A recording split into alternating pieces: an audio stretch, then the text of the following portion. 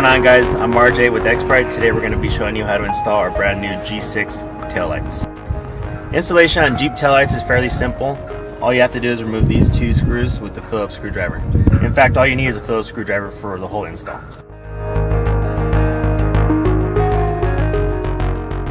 Now that we've removed the two screws, we can go ahead and remove the taillight. If you notice, we currently have aftermarket taillights on here already. However, the install is going to be the same as if you had stock taillight. So once you remove the taillight, your next step is just going to be to remove this connection right here.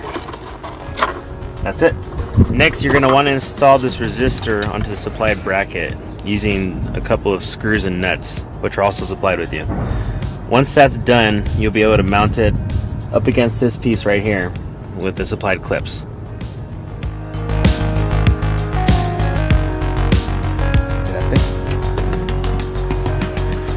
Once you have the bracket in place, I like to use a pair of pliers just to tighten them down a little bit here.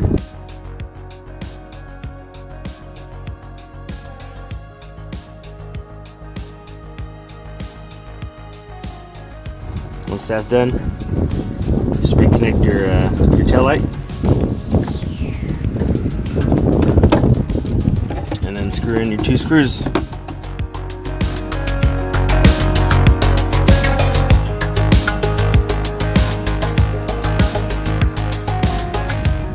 And that, guys, is how you install our new G6 taillights.